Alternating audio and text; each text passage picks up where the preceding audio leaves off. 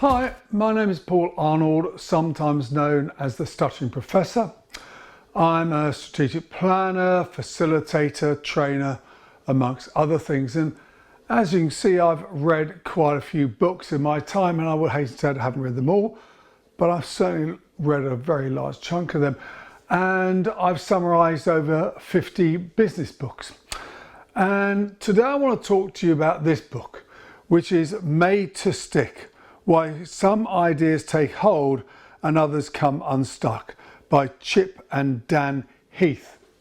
Now, the book in a nutshell, why is it easy to recall some things but not others? And in many cases, we are only as effective as our power of communication.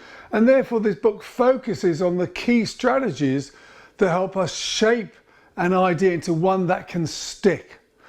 And it uses a sort of mnemonic, which is success. Simple, unexpected, concrete, credible, emotional, and stories. And the book, let's talk about that a little bit more detail. Sticky is an idea that cuts through. It gets remembered, but most importantly, helps to shift attitude and behavior. Now, many people feel that merely presenting a PowerPoint deck with lots of facts in, that they've communicated what they need to say. But sadly, most of what we want to communicate falls onto stony ground. So the authors have developed this success model that helps make ideas sticky. So the first thing is focus, so simple. Then create attention, unexpected. Be understood and remembered, concrete. Be agreed upon, credible. Make people care enough, emotion. And then do something about it, story. A lovely example in the book is they talk about, the popcorn, and the Centre of Science in the Public Interest set up a press conference where they laid out all a day's worth of greasy food. Then they put alongside it one medium-sized carton of popcorn. So lots of stuff, one medium size. And then they told the press that this one carton of butter popcorn contains the same amount of fat as the whole day's worth of food. So now let's talk about the curse of knowledge. This is the problem with the curse of knowledge. One quickly loses the art of simplicity. In our attempt to show how clever we are, we forget the core principle of communication. For example, when a CEO decides to communicate about unlocking shareholder value, she or he is hearing their own tune in their head and is unaware that people do not get the tune. They're not as hearing it the same way as we hear inside, and therefore we have to strip it back. And the techniques in this book provide strategy to overcome the curse of knowledge. So the first one, the S in success, stands for simplicity. And simplicity means finding the core of the idea. Because the reality is people will not remember 90% of what you tell them. So be clear, what are the key 1, 2 or 3 things you want them to remember, and just focus on those and cut away almost everything else. Antoine de Saint-Exupéry, I'm probably grossly mispronounced that, the French aviator, defined engineering thus: a designer knows he has achieved perfection, not when there is nothing left to add, but when there is nothing left to take away. Colonel Tom Colditz, head of behavioural science at West Point, once said, "No plan survives contact with the enemy. You might start off trying to fight your plan, but the enemy always gets the vote." Hence why they instigated a concept called commander's intent. It's the overarching objective of the mission. In other words, it's the North Star. It's this one overarching aim. And this creates a very fixed outcome that allows local adaptation of a strategy against the prevailing environment. And once an organisation has this commander intent, it helps drive every decision in the organisation. because that's the North Star we're going for. Very simple, everyone can get it. So for example, Southwest Airline had the "We are the low fare airline" help drive every decision. Or Bill Clinton's "It's the economy, stupid." Other ways to make things sort of simple is use analogies, metaphors, because they can also help to land a complex idea. Disney likened their parks to theatre, with their staff being called cast members. And likewise, think about using proverbs, because they can help simplify things. A definition of a proverb is a short sentence drawn from a long experience, and it therefore reduces to a core a universal truth in lovely, simple, easy to understand language. Let's go on to 2, which is unexpectedness, the U in success. The key to get a message heard is first to capture their attention. Yeah, because if you haven't caught their attention, it doesn't matter what you say after that. The most powerful way to get a person's attention is to break a pattern. As we've seen in, the book, The Purple Cow, you've got to disrupt stuff. And sticky ideas disrupt people's expectations. And surprise is a really powerful emotion to create attention and maintain interest. And the nature of surprise is critical in learning, because it starts to jolt our model of reality and destabilizing our locked-in beliefs. It opens us up for re-evaluation. I wasn't expecting that. And as we then try to make sense of them, it helps us to reframe and see things slightly differently. And when things remain the same, they just unconsciously reaffirm our current schemas, and therefore we forget about things. And certainly our brain has a reticular activating system that sorts out sameness and only focuses on difference. So to get change, you need to destabilize the status quo. Nice example of the book, Nordstrom, the American sort of retailer, ran a successful campaign where they told stories of unexpected standards of service, e.g. where an employer ironed a new shirt for a customer. Or Purcell's "Dirt is Good" is another example of unexpectedness. Because you expect dirt to be bad, dirt is good. One way of keeping people's interest is to create mystery or curiosity. Something that hooks them and makes them want to stay on to find the answer. In the Freakonomics book, it talks about this principle to create the curiosity gaps. So their headline, "Why do so many drug dealers live with their mums?" Robert McKee, the Hollywood scriptwriter, who wrote a brilliant book which is called Stories back there, one of my favourite books, believes every scene needs a turning point. By opening up a new plot or twist, it keeps us wanting to discover what will happen more. That's what happens all the time in all of these soap operas we see on TV all the time. Cue the EastEnders theme music. Lowenstein defined curiosity as a time when we feel a gap in our knowledge. It's like a vacuum, it sucks us in. Thus, to create that void, you must first open the gap, often by telling them about something they did not know about. This can often be done by asking them questions that they do not know the answer to, or suggest other people know about it but you do not. And many teaser campaigns in advertising set up this void. One made up by the author, "There's an invisible chemical in your home and it may be killing you right now." Tension also is a powerful hook, and we use tension all the time in the creative industry.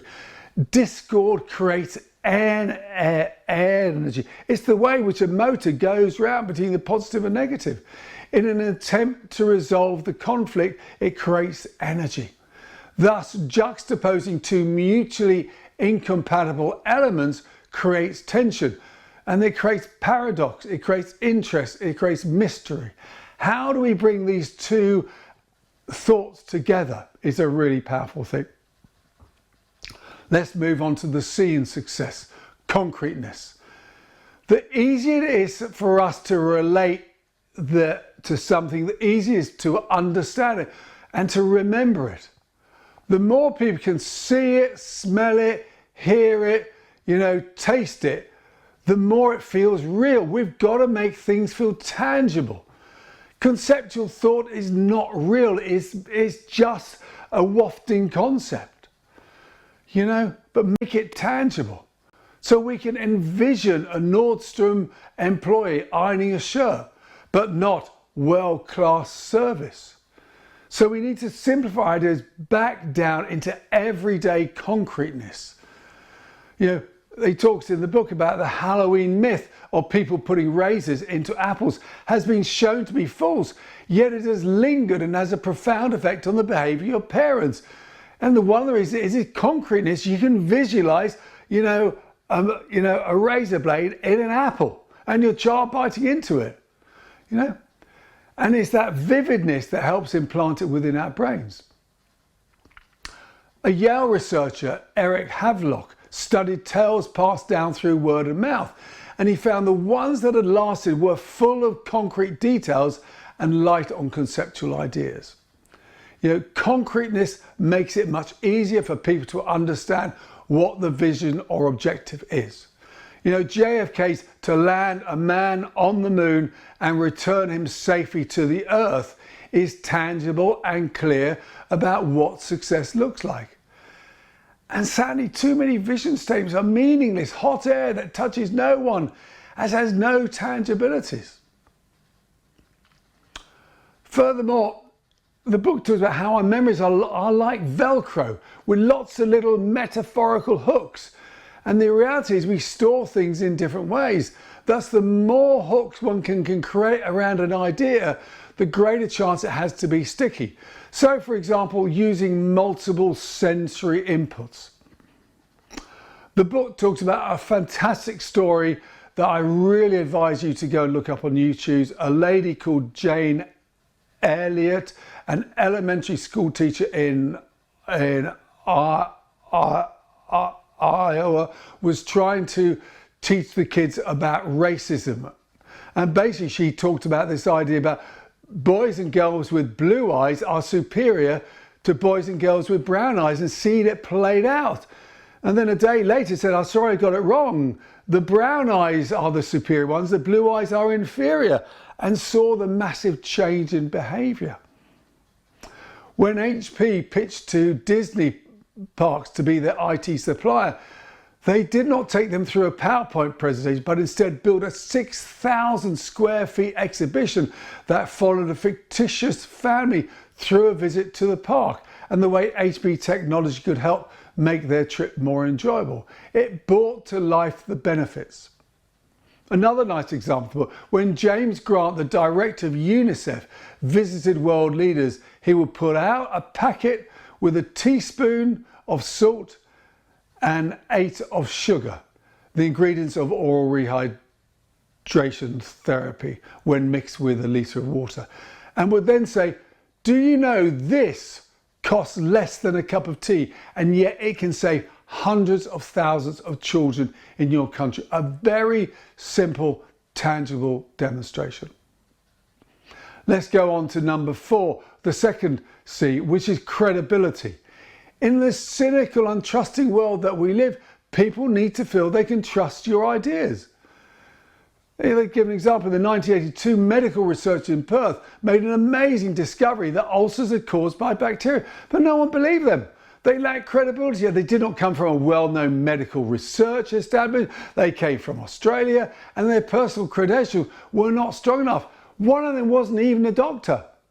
It took 10 years before that view was widely accepted, finally winning them a Nobel Peace Prize.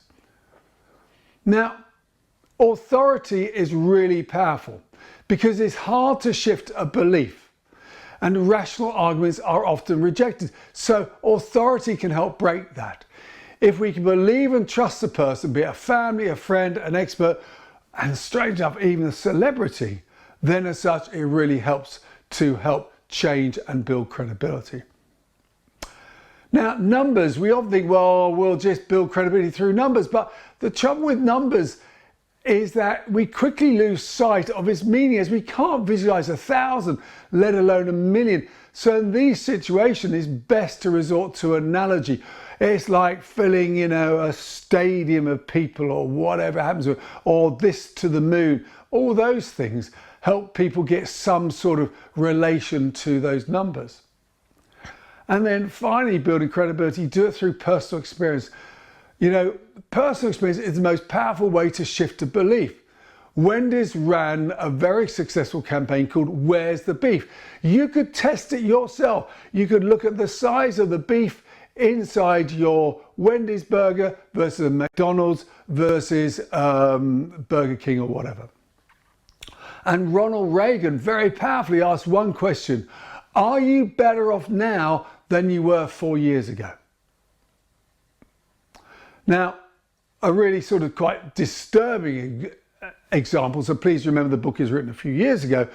A few weeks before the start of the NBA season, all the new rookies were invited to attend a workshop where they're given great advice about entering the big league, from how to deal with media to making sensible investments. And at the end of the day, they went down the bar and they flirted with the pretty girls there. And the next day, the same women were wheeled into the meeting, and 2 of them said they had been HIV positive. And that had more of a profound effect on them than a mere presentation about safe sex. Number 5 in success is emotions. Emotions are a powerful influence on decision making and behaviour. All the great work by Damasio and everyone else in Carl has demonstrated that empirically. And it also helps lock the message in memory, So Save the Children ran a test of 2 campaigns. One talked about problems in Zambia, Malawi, Angola and Ethiopia, with lots of facts and figures. And the other campaign featured just one 7-year-old girl. The 7-year-old girl raised twice as much money. There were 2 anti-tobacco campaigns that were run simultaneously. One had the end line, "Think, don't smoke," and had facts about why you shouldn't smoke. And the other showed body bags being dumped outside the HQ of a tobacco company based on the fact that 1,800 people die a day from smoking. One engaged logic, the other emotion. The emotional ad was recalled by 22% of teenagers, whilst the logic campaign was only recalled by 3%. Number 6 in the success is story. Story is the oldest form of stickiness. We innately pass information on through story. Think about how every religion, got going. It didn't get going because of Facebook, or TV. It was passed down. So in one experiment based on debating society at Stanford, the audience were asked to recall information from 1 of 2 talks. They found the ones that used story were recalled in greater detail than those that relied on facts and data. And the figures were surprisingly big, 63% versus 5%. And as I said before, it's difficult to make statistics stick. There's another story in the book about the story of Jared, a 425-pound student who lost 100 pounds by eating Subway every day. That did more to shift the perception of Subway as being unhealthy as any campaign with calorific contents of their things posted, because it was real. It was a real story. And one of the beautiful things about stories, they're less confrontational. You walk metaphorically alongside a story with the listener rather than across the table. And it poses a very good thought. So how do you unstick a sticky idea? Now, it suggests you can't, so instead you have to create a better, stickier story to counteract it. So it talks about, for example, when cars were first invented, people were saying, "Why would you want to sit on top of an explosion?" To fight back, the automobile companies ran a series of reliability campaigns which ran from 1895 to 1912. So what I think of the book, look, the things they talk about, we've been doing in advertising for years, but it's great that everyone else sees it. It's a really easy book to read, covers some really great ground, and uses lots of nice stories, and obviously the mnemonic of success in itself makes ideas stick. So it's a fairly easy book to read. Sit and read it on an aeroplane. Hope that helped.